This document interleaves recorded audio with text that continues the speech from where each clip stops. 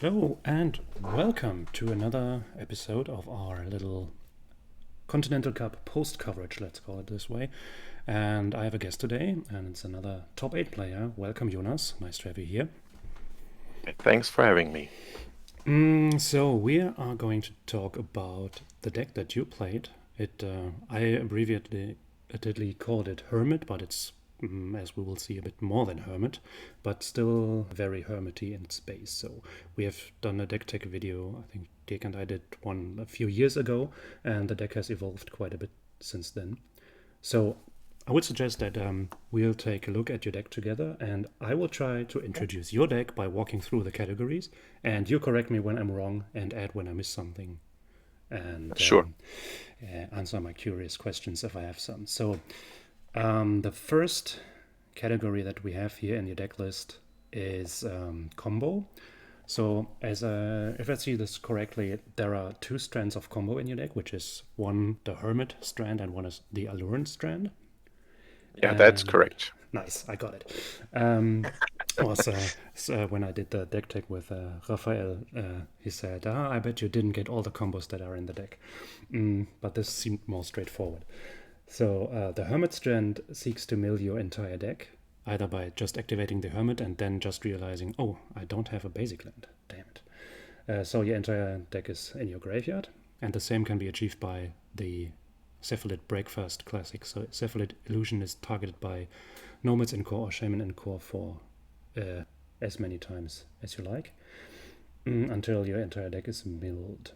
So, and when this has happened, you will have milled a Narcomoeba, unless it was in your hand before, that would be a pity.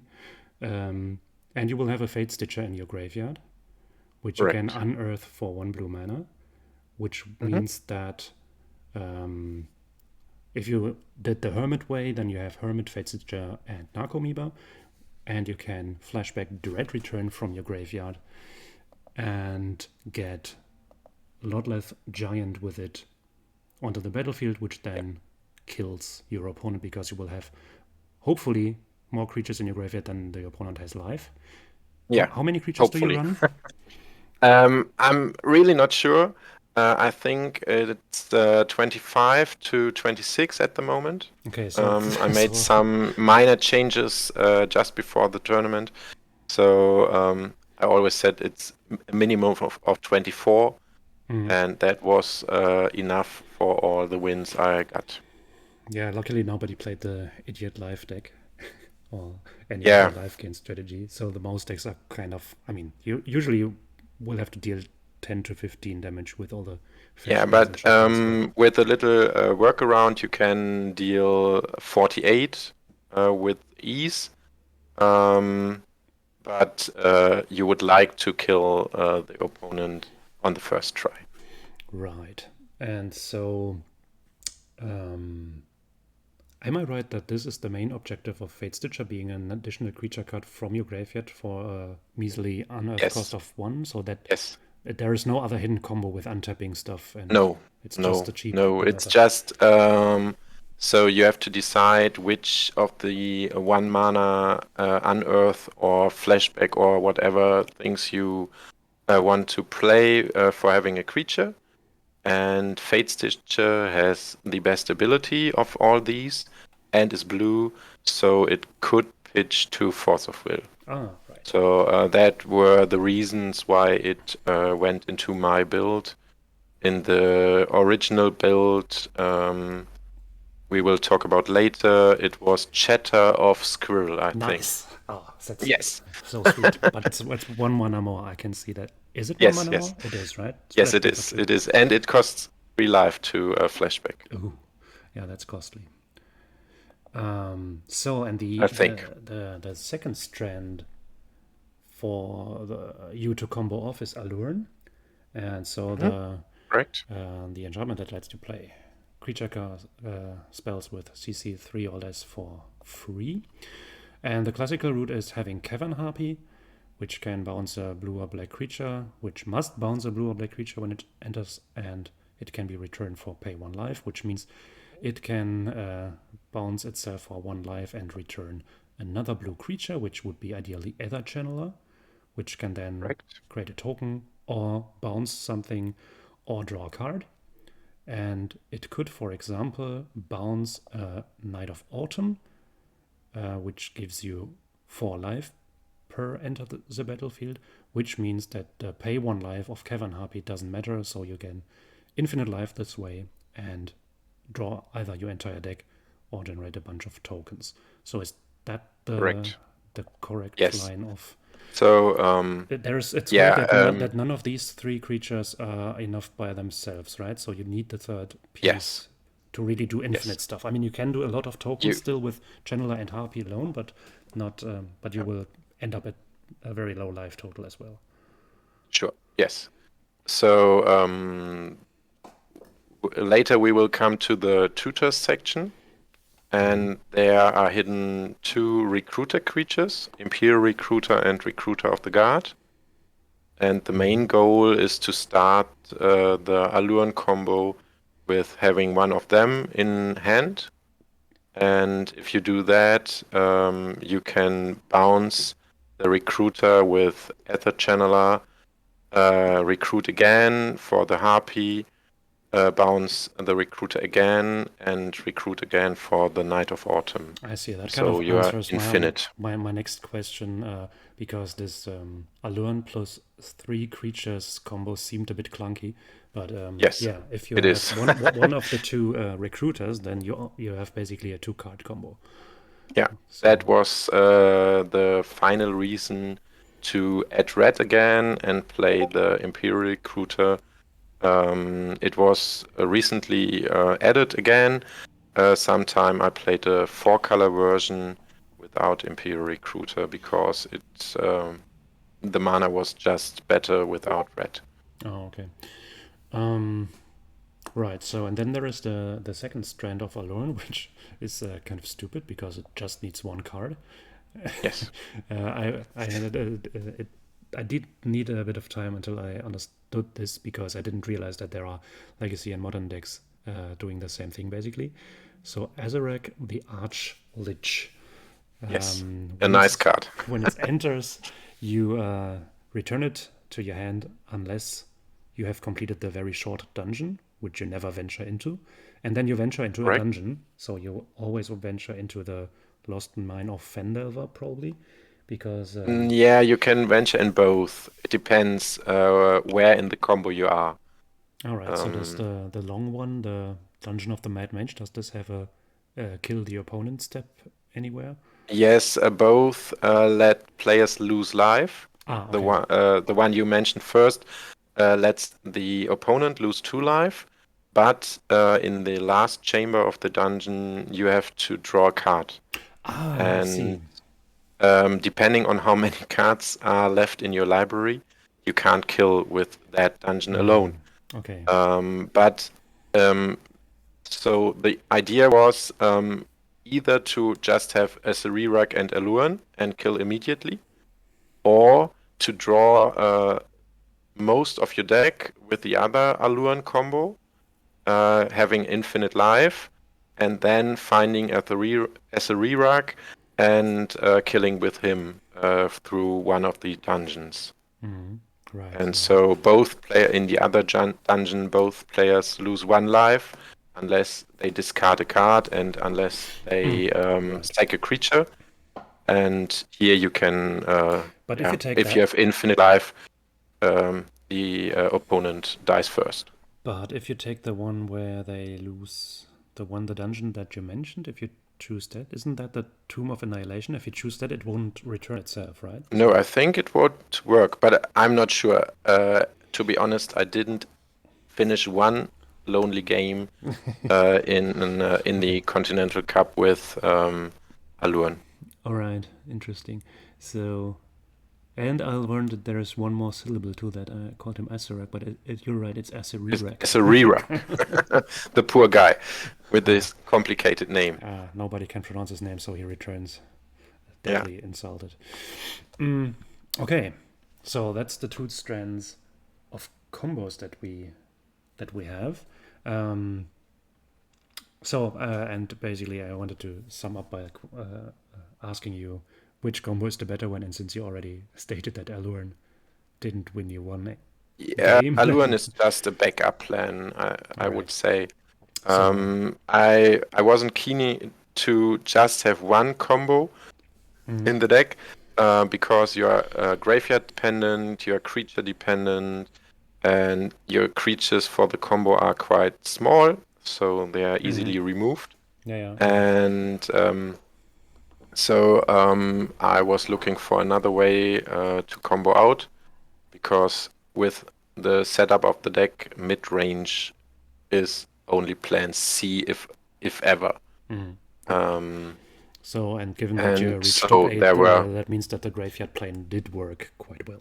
yes, it so of course there are some ways to protect you from graveyard hate from your opponent, and there are ways to even play around graveyard hate if it sticks.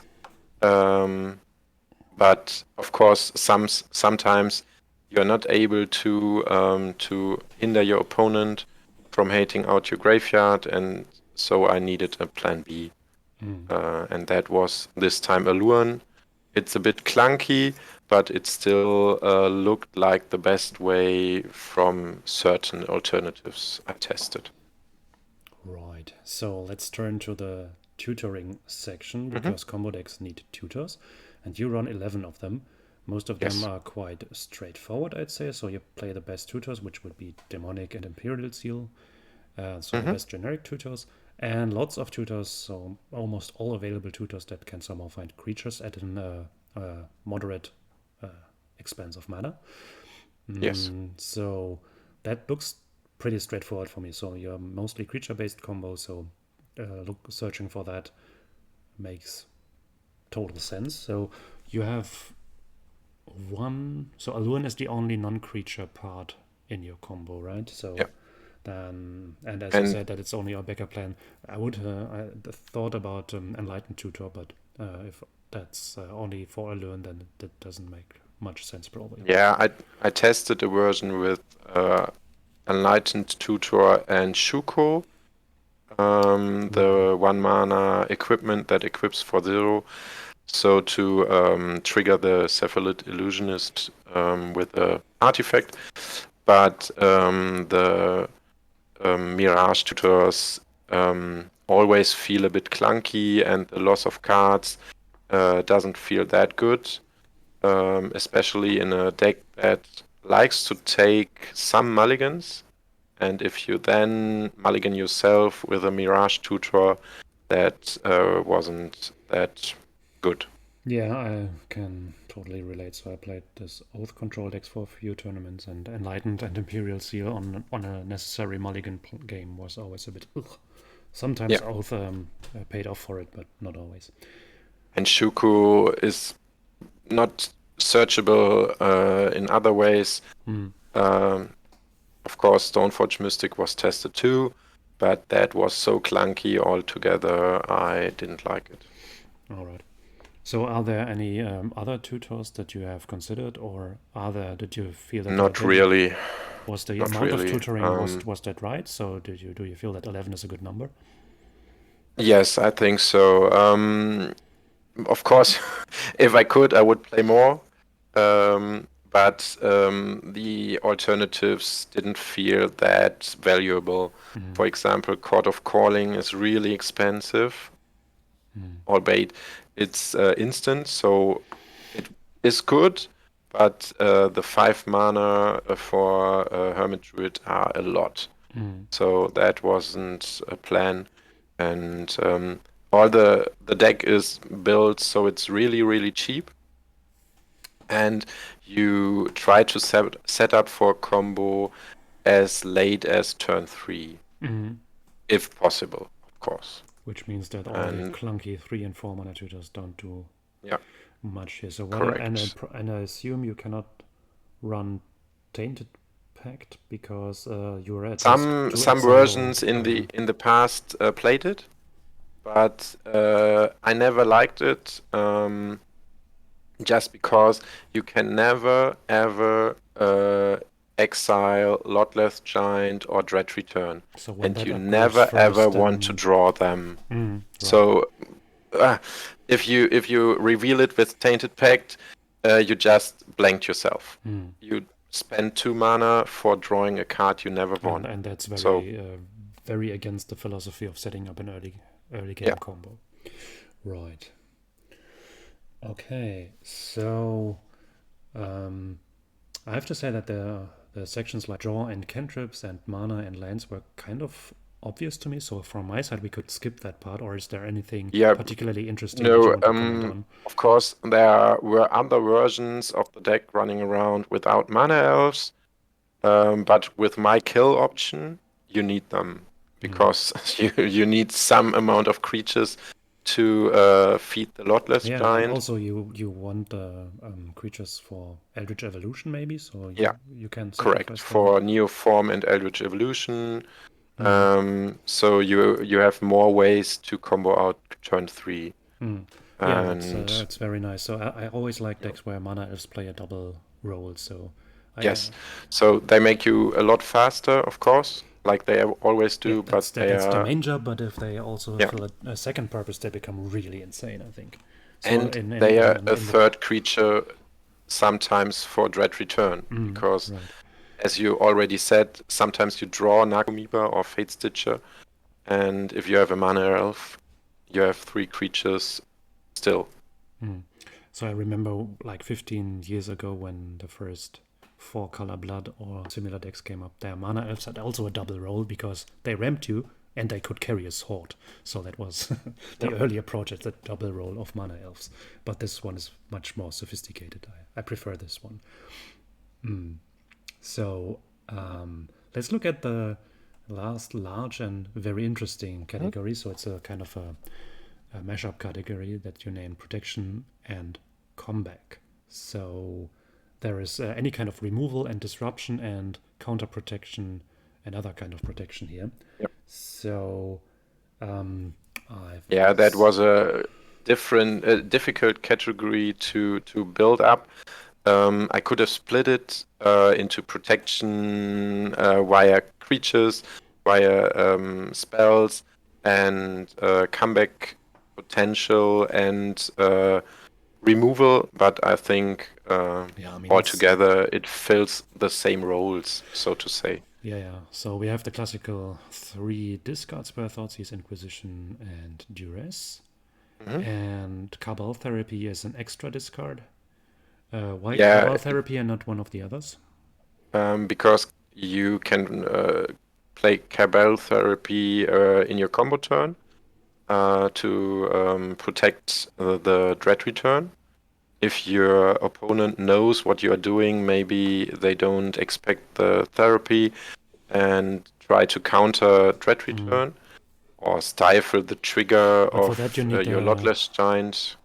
You need the So knowledge if you have first, 4 right? creatures, you can Flashback Cable Therapy first to clear the path, and then but in order to really combo clear the out. path, you need to know what's in their hand, right? Yeah, sure, of course. If you haven't cast But it before. in the tournament leading up to Continental Cup and Continental Cup, I had 2 situations where I didn't know what the opponent had, and I might read them. One time it was Stifle, and one time it was the Pitch Elemental, the green one. From Modern. Yes, and I would have guessed both times. I would have guessed right. Okay, so I'm a bit of a Murphy's Law person in these kinds of situations. Yeah, I can but imagine if myself you saying counterspell and the opponent reveals mana drain, or vice versa.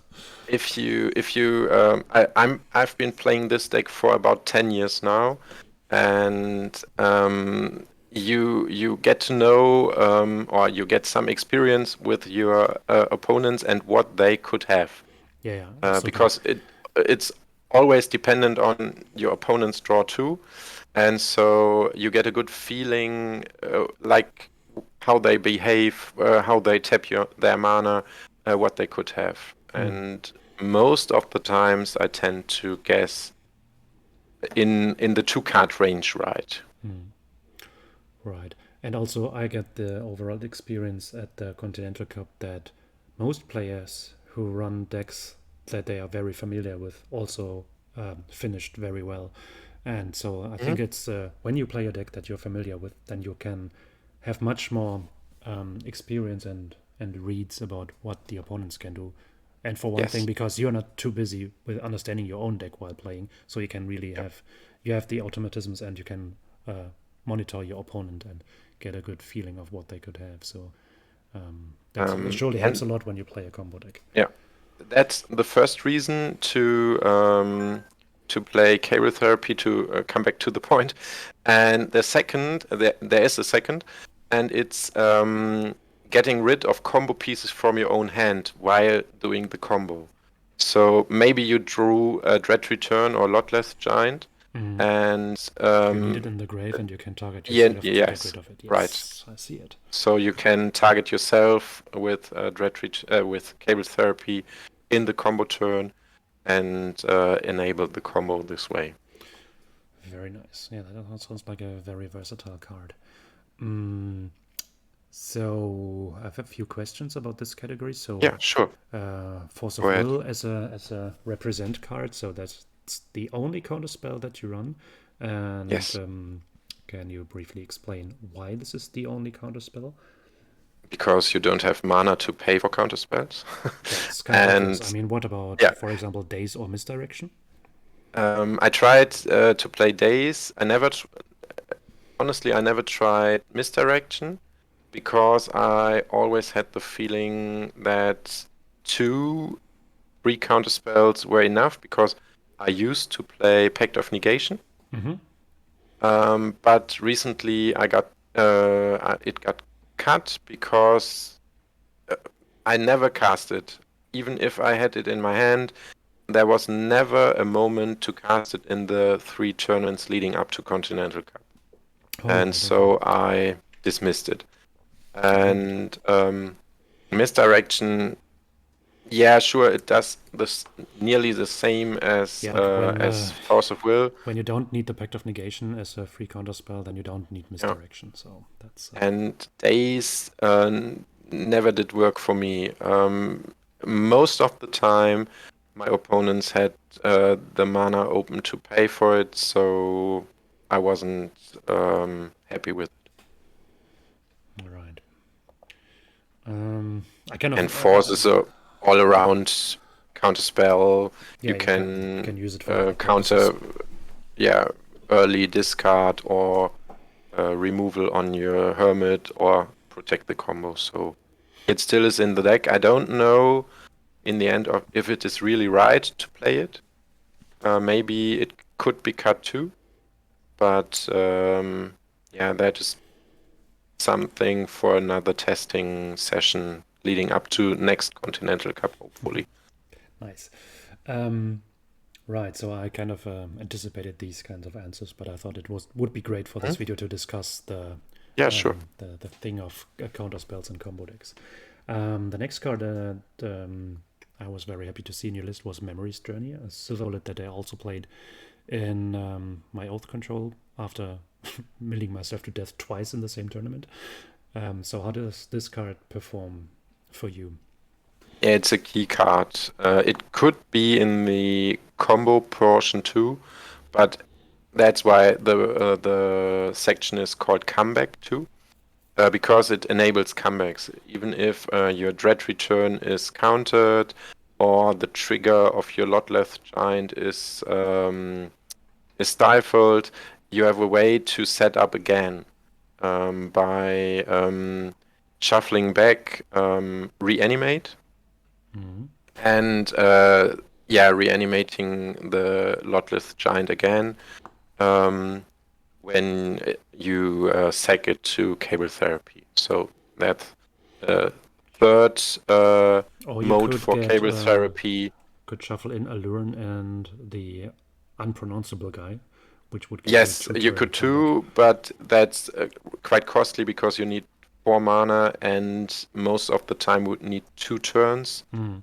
And On the other hand, you oftentimes, You maybe don't have always the life total to Yeah, reanimate sure, of Lothmir, course. but then again, you don't Yeah, have 2 turns either, probably. yeah. Then it probably just boned. Then it's just you're dead. Yep. Mm, But yeah, that's a way to come back. If you comboed and have no library, you can choose which spells to draw or which cards to draw, and try to finish your opponent again. that's cool. I'm always happy when I see that this card as an objective, as a mission. Oh, during testing, I shuffled back cards that were targeted with Savinus Reclamation, Oh but I yes, didn't win you that game. can you can target the opponent, right? Yeah, Yep. you could use it as a silver bullet against Reanimator if that would ever be necessary. I've done that at Continental Cup in Halle. Oh, interesting. That's sweet. Mhm. The next card that I was happy to see was it must be a recent edition because the card itself is recent. It's Taiva Jubilant Brawler. So that card has 3 abilities, and Mhm. the third one is kind of straightforward for this deck because it returns a creature with CC 2 or less from your graveyard to the battlefield, basically getting you any combo piece. So is that the main role, or do the other abilities do anything in your deck as well? Yeah, the second ability most of the time isn't that great because you don't need to untap your creatures normally. But the static ability is quite great too, because your Hermit Druid gets haste, Ah, right. So essentially. your activated So abilities can be yeah, used as though they have haste. Yeah, right. and playing a Mana Elf on turn 1, playing a Tyver on turn 2, and turn 3 Hermit with haste is quite nice. Or should be, because since adding Tyver to the deck, I've never cast him. Okay, interesting. Yeah, so So that on paper, he looks really, really great, and some of my opponents were in great fear when they saw him on my hand and discarded him also. But I've never ever cast him since adding him to the deck. Not well, even in testing. that's at least it gets us rid of the next question how it performed. So we can skip Yeah. that So and turn to another card that I found very interesting. It's Lazaf, the Multifarious. So that seems to just be a clone for graveyard creatures, if I see it correctly. Is this the best option that you have because you can split the cost in 2 and 2 on a later turn? I mean, I don't know. there are some other I graveyard just clones, like right? him. So I tested several things in this slot. The last 2 standing were Patch Up, a sorcery for 3 mana, 1 white of them, and Lazaf. And I just like Lazaf.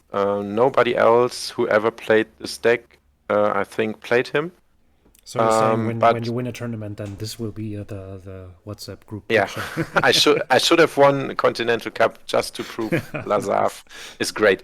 So No, is he but great? So honestly, did you resolve it? yes, oftentimes. Okay. He's been in the deck since his printing, and what I like about him is you play, like we already said, a lot of creature tutors. And all the other options to return a Hermit Druid or any other creature that I tested weren't creatures. So I wasn't able to tutor them up Right. constantly. And that's where Lazaf comes into play, and he does this for you. So that's the main reason why he is in the deck. He's tutorable and he's cheap, like you said. You can split the cost. And another reason, nobody expects him because nobody else, even if some play groups tested Hermit Druid for the Continental Cup, I think nobody had Lazaf in the testing gauntlet. So that was a surprise for many, many people. I like having surprises in the deck. Me too. Speaking of surprises, that's not really a surprise, but as opposed to Dirk's deck list that we discussed yesterday, you have a card from the latest expansion, Watch of the Machine, and it's Search of Salvation, which is the 1 mana white protection hmm spell. And have you any experience with that card? Yeah, my opponent in the quarterfinals was really fearsome of it. It was But Ragnar, had so that's kind of obvious. yes, but had solutions anyway because he had really good draws. Um, but yeah, I always played one protection spell in the deck. Um, I tested out several of them. The last one was the Tamiyo's Safekeeping. Safekeeping. Mm-hmm. Before that, I had several others. And The 2 mana what I thing that like, does basically hexproof indestructible for the team. Did you test that one? yeah, sure. But it's clunky as Or fuck. plus O+3 and hexproof or Mm-hmm. anything like that.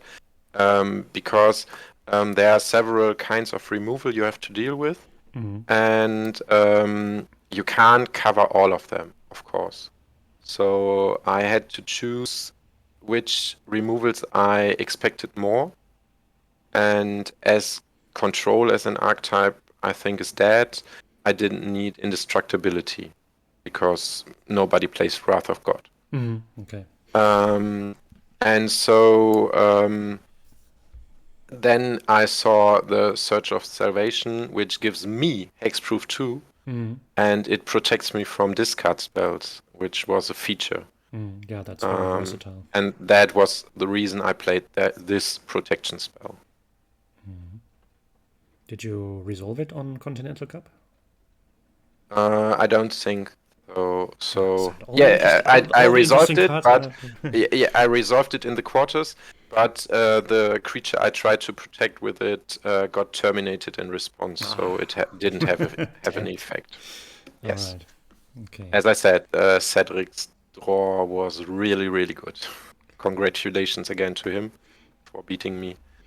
And yeah, I didn't stand any chance in that match. Yeah, that deck can destroy a lot of things, including dreams. Yeah. So before we come to your still very outstanding tournament performance, there is one category left in the deck tech, which is mid-range, and it features Yes. 2 cards, Oko Thief of Crowns and Grist the Hunger Tide. Why?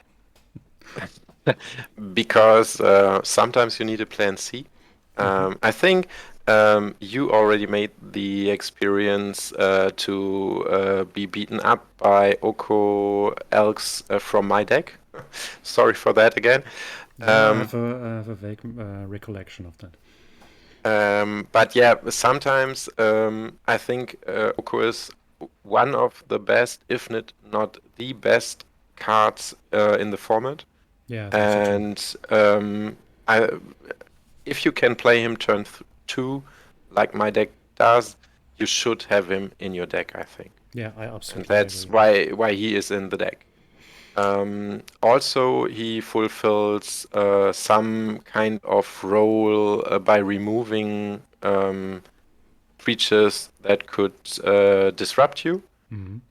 Even if they get 3/3, they lose all their abilities, and So turning off a hate bears and 3/3 stuff. creature is not dangerous for me normally. And the same can be said about Grist, who can solve threats and is some kind of mid-range win option, but most of the time he isn't.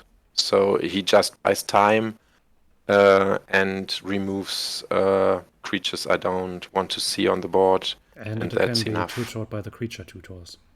Yes, That's a nice feature correct. of a And planeswalker. he's a creature for the Lotless Giant in the graveyard, and so he has multiple Very purposes. versatile, albeit Yeah. not nearly as broken And as Oko. even if he's not answered on turn 2, he can take over the game. So Yeah, that's I true. didn't have such a situation, um, but most of the time he took so much of the opponent's attention that I could set up the combo. Right. Okay, that's from my side. That would be it from the deck check. Unless you have anything, any card that you want to Yeah, highlight. there's one card that I didn't want to play on Continental Cup, but I forgot to take it out. It Oh, is Chain of Vapor, and interesting. that should have been the Pretty Theft and Brazen Borrow. the Brazen Borrower. Yeah. Okay. Because it's another creature, it's tutorable, and yeah, it would have been better. The Chain of Vapor is still a remains of the past, and so that would have been a lot better, I think. All right. Even if Chain of Vapor is cheaper.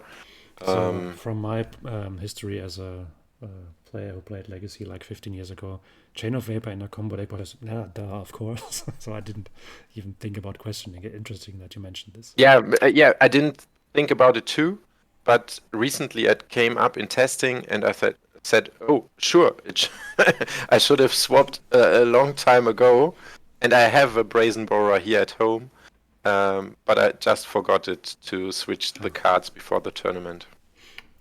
Pity.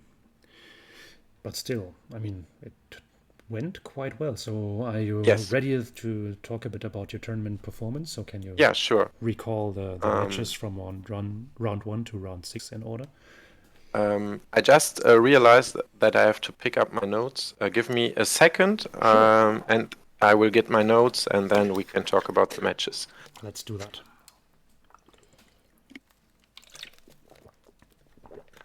Oh, here I am again. And I am rehydrated. Perfect. Fantastic. So, yeah, there they are.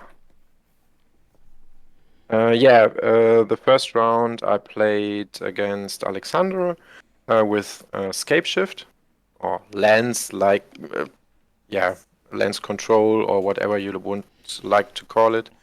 And he didn't have a lot of experience with my deck. Although I think he and his crew talked about it. I don't know if they tested against it, but he explained the Hermit combo.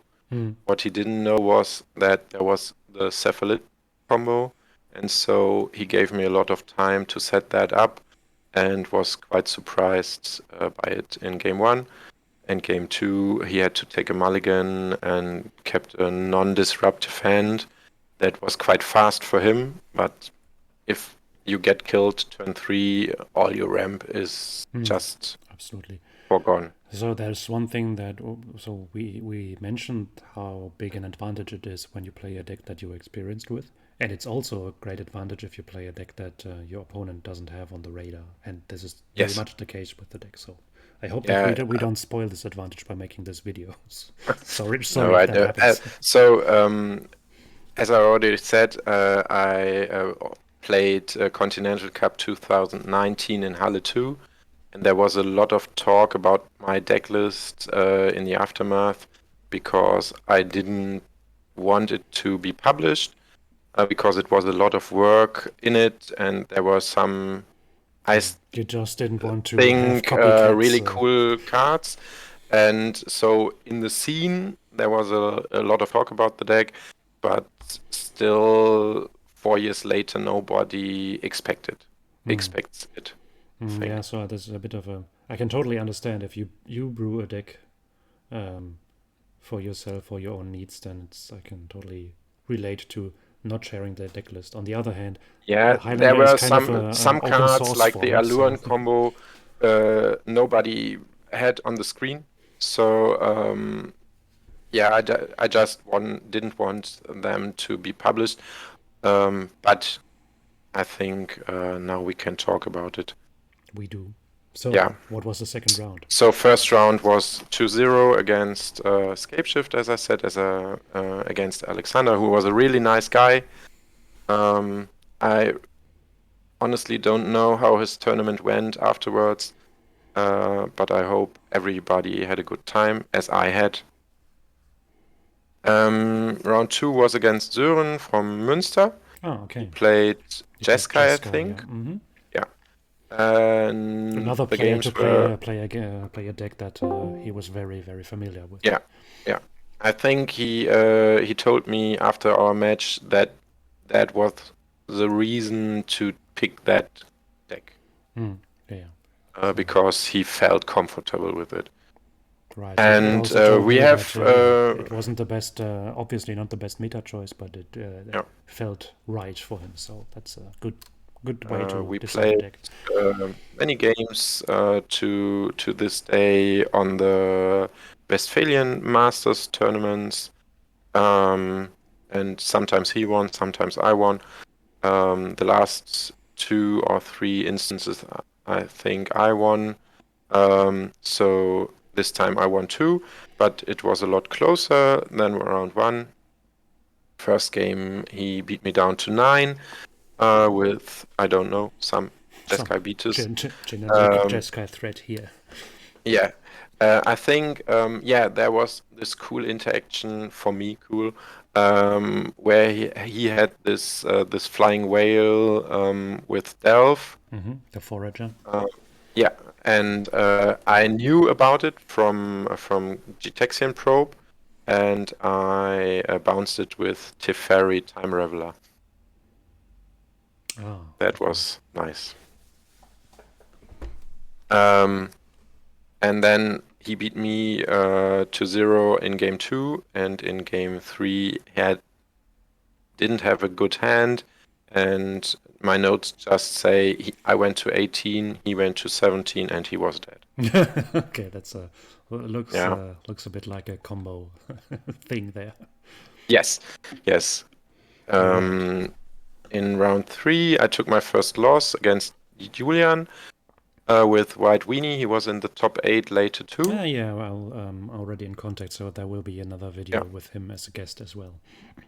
And the first game took a long time, and he had 3 removals, which exiled things from me and didn't apply too much pressure, but in the end it was enough. But this was another opponent who wasn't really sure what my deck was doing. But he still managed to survive, so... Yes, yeah, but I felt a little advantage in a really, really bad matchup. But Okay. I have to admit, White Weenie is the absolute worst matchup for me in the meta. Okay. Because there are so many hate bears that make it difficult for you to combo off, or what? Yeah, it's a mix of reasons. For one, there are the hate bears. On the other hand, their removal exiles and doesn't kill creatures. Oh, yeah, right. So all my comeback mechanisms don't touch exiled creatures, and they apply pressure. And you have the a lot mix of of this. experience testing against this deck because you have tested a lot against life, I assume.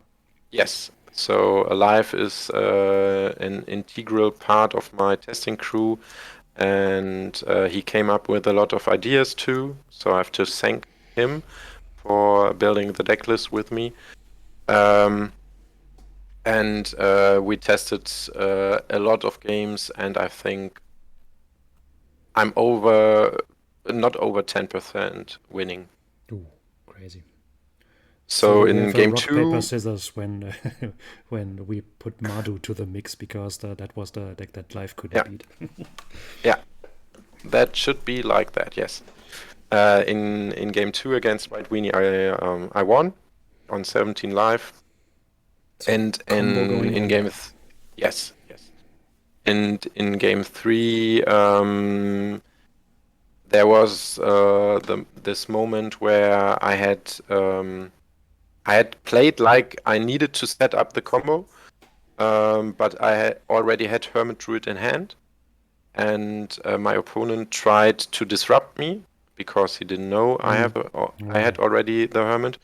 And when he was empty-handed, I just slammed the Hermit, and he top-decked Portable Hole and beat me to death in 2 turns. So that was really unlucky, I think. But still, I was really lucky to have this bad of a matchup be this close. So yeah, that's okay. Okay, that was round 3, and the total score then is 2-1. Yes, and then I played against Hendrik from Berlin with Hoof That Is. And yeah, that was one of the bingo guys. The other one was Cedric, I think. Yes, yes, yes. And You showed me the bingo yeah, list. yes, and Cedric and him played round 3 right next to me, so I kind of knew what expected me. Mm. And game 1, I was beaten to 10 and then comboed. Game 2, he got me with Solitude, was it? No, Endurance, Endurance. Endurance. And had pressure on board, so I couldn't set up again.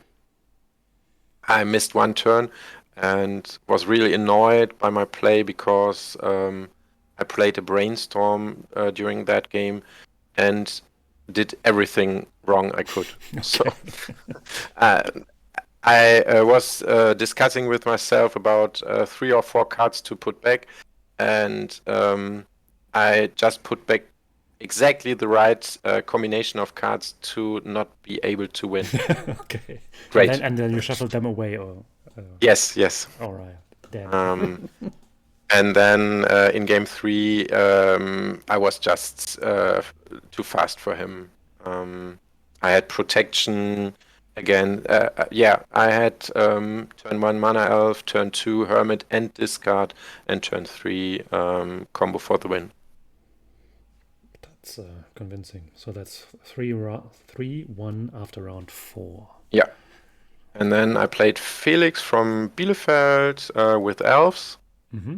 And elves tends to be a really good matchup for me because they don't play that much interaction, Mm-hmm. and they don't present such a fast clock. But nevertheless, I just won 2-1. Game 1, my notes say I went to 18, and I didn't see any relevant cards with my discard spell. Game 2, he beat me down with Steel Leaf Champion, I think. The 5-4 guy. Yeah, Mm. right. And would I have been able to block that creature, I would have won.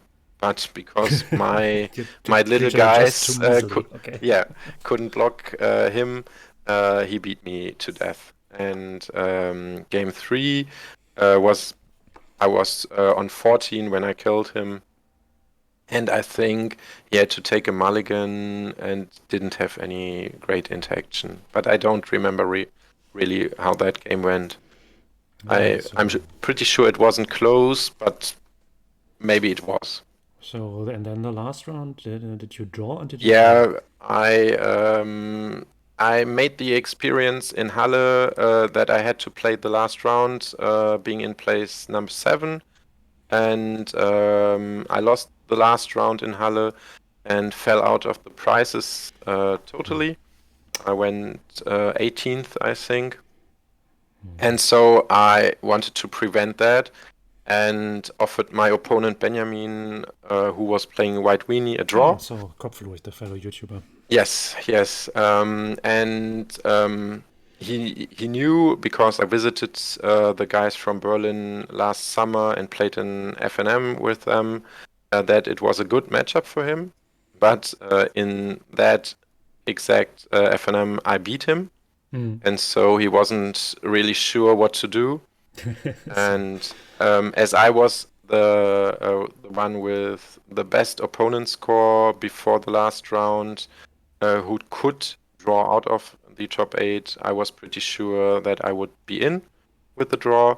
About him, I wasn't so sure, and I did the math and said, I don't know.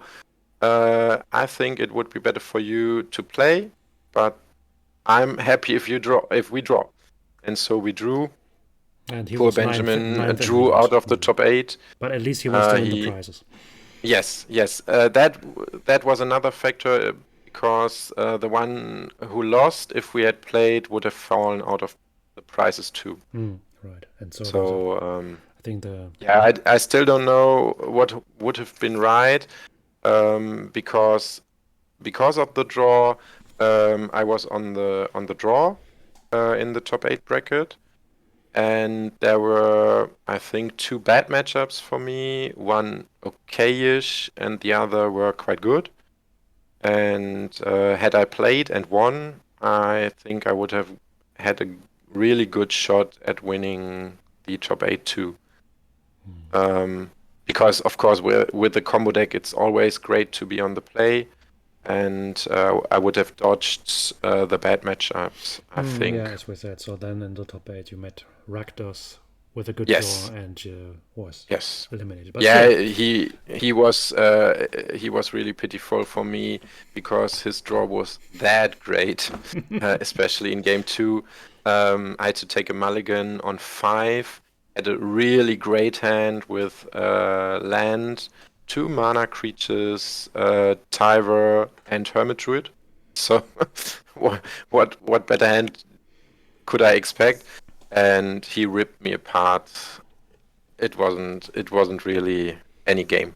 yeah, I have also that's sometimes I had the experience with combo decks that the perfect opening hand is worth nothing if you play against disruption decks. You just have to top deck and be lucky. Yeah, yeah. Draw cards from hand they cannot In disrupt you.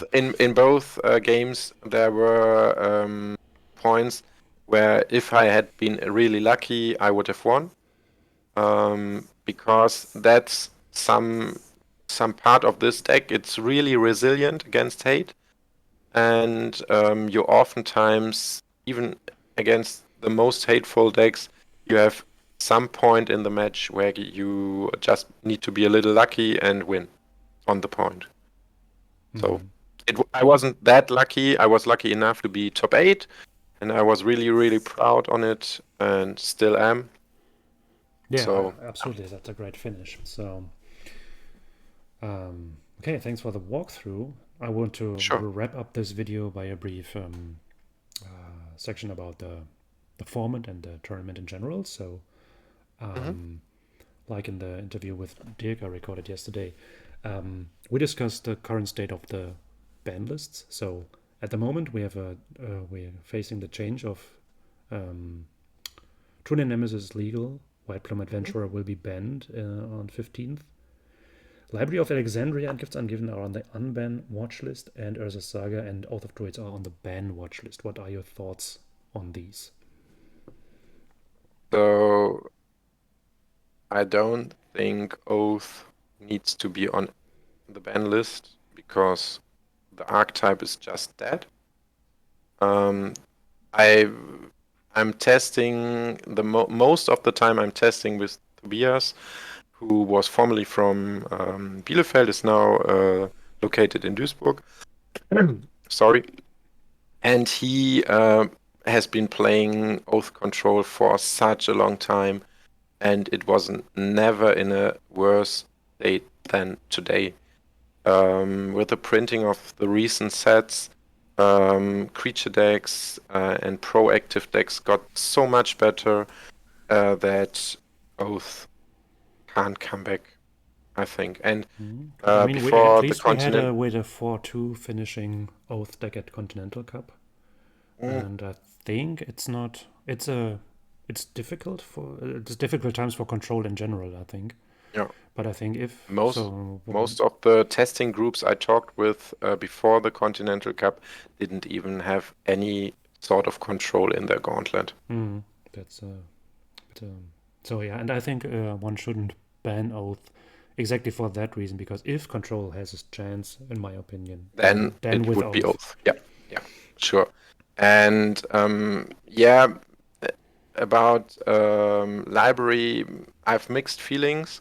I don't think it would be too strong in the format, but as long as you don't play full proxy tournaments, it's a really expensive card. Yes, so the same notions Um, with Dirk yesterday. So we hate yeah, to of have the course you can format say governed that. by money and Yeah, discard. I yeah, mean, you it's can different say from a that duel about. because it's much more Yeah. expensive than a duel. And you can say that about other cards that are allowed, but retroactively allowing a card or reintroducing a card to the format nobody owns because why would you?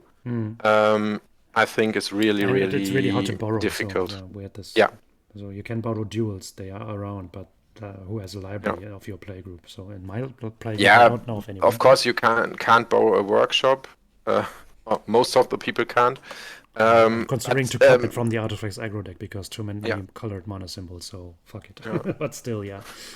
But of course, it is and has been in the format for a long time, so everyone could prepare for it, so to say. But for an unbanned library, nobody could prepare, can prepare. And if it was a good card, everybody needed one. Yeah, exactly. So that's the So, and White Plume versus True Name. I never had a problem with True Name. I didn't like the banning at all. Of course, it creates non-games, sure. But yeah. I think a three power creature Power has crept 90% of the again, so times isn't that big of a problem. But maybe I'm wrong. I'm not playing creature decks. I have for a long time haven't played creature decks. I play a deck that don't cares about True Name. Maybe, yeah, of yeah, course I'm that wrong. is a bias, but I played creature decks and I still don't care about True Name, so Yeah. White Plume, on the other hand, I think is a problem.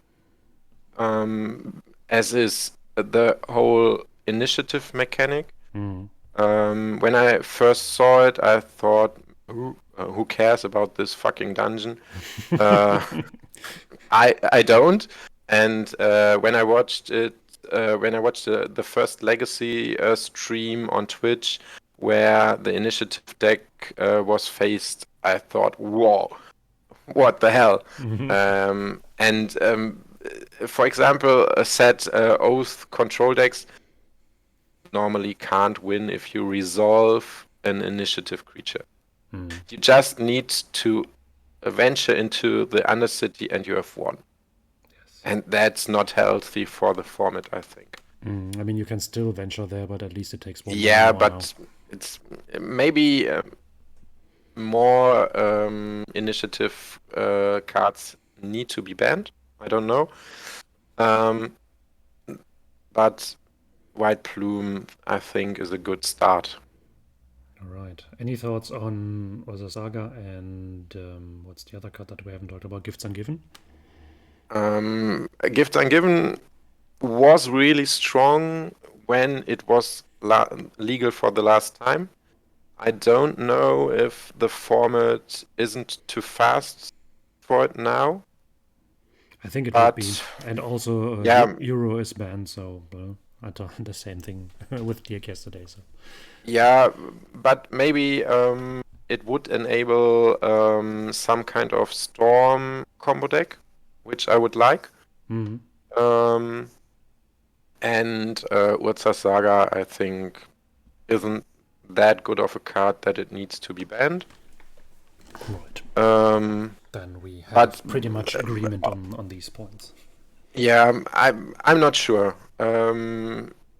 I think we now have a nice data point with the Continental Cup and its deck lists to talk about more about bans and look how the tournament went and what experiences the players made and if any card was too strong in the meta. But I think there aren't that many events nowadays that you have enough data to really say, okay, this card is oppressive. I think the last time a card that was really oppressive was when Tassa's Oracle was in the format. Of course, it was a nice addition for my deck too, but I think it was right to ban it. Although at the point it was banned, I thought it would have needed to be in the format for live Magic because it was banned during the pandemic when nobody really played and nobody really cared for the format. Nobody, sorry, not nobody, but a lot less people.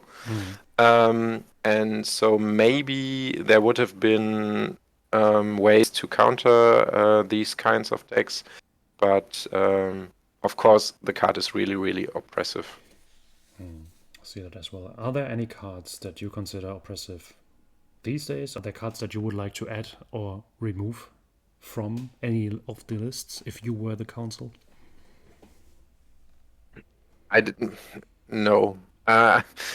Um, I've not enough insight into the format to allow me a judgment here, I Okay, think. I mean, so I mean, from When I gut played feeling, is there more, anything that you consider that sucks or that you would love to have in without data foundation? yeah, I think cards like Natural Order and Zenzi's Divining Top could have nearly no impact on the format.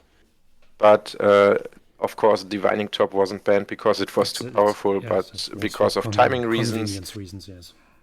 Yeah, and I'm not sure about the Tolarian Academy because it killed or nearly killed a whole archetype, which I don't like.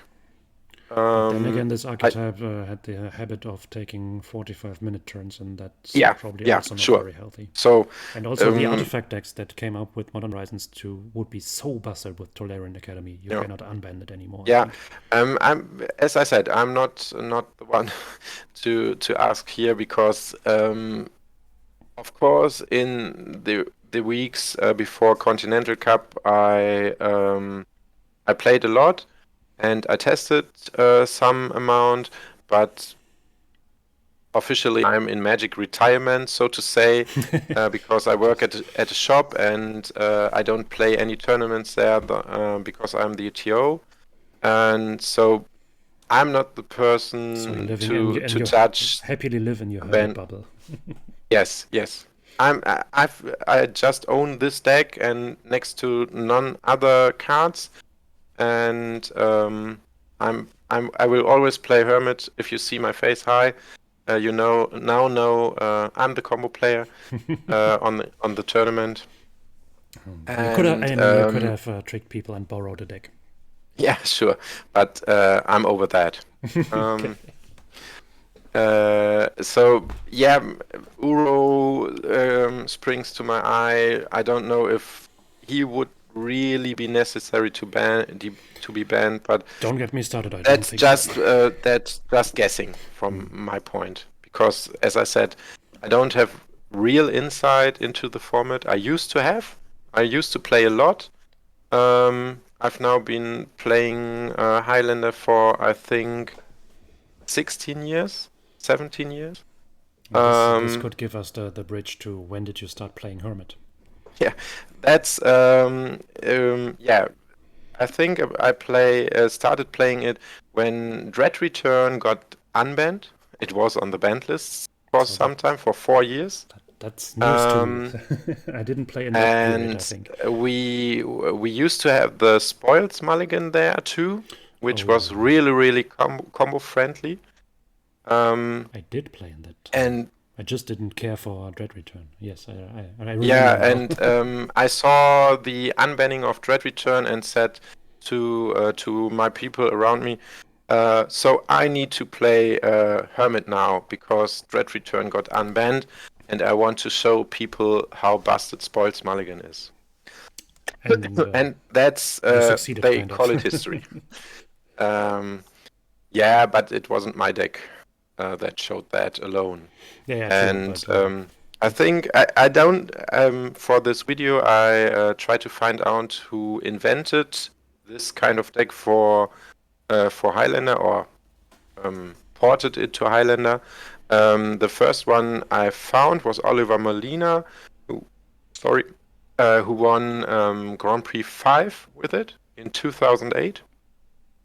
I don't know if the Dortmund or Bochum crew played versions of the deck before that.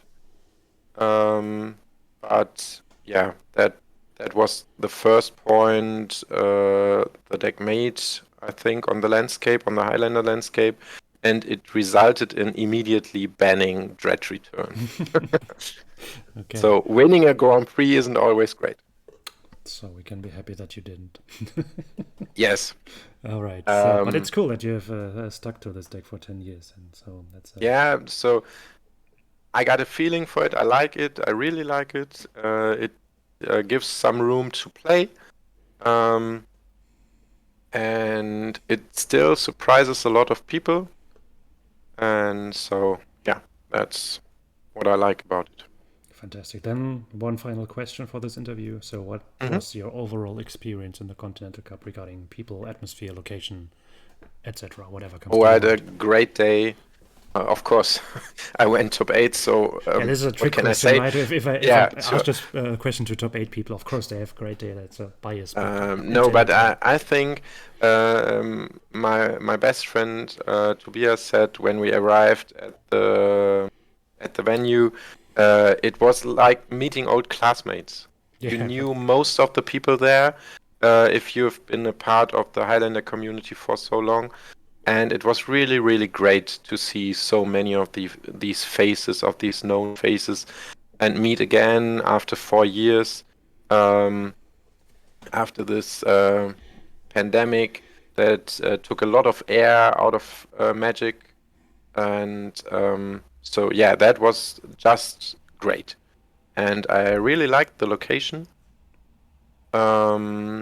I think Live and his crew put up a lot of work to make this day as great as possible. And so I already said it when the top 8 was announced, and I can just repeat it here. Many, many thanks to Live, Jan, Betim, and all the guys there to organize such a great event. And I had a just wonderful time there. I had nice fantastic. opponents all rounds.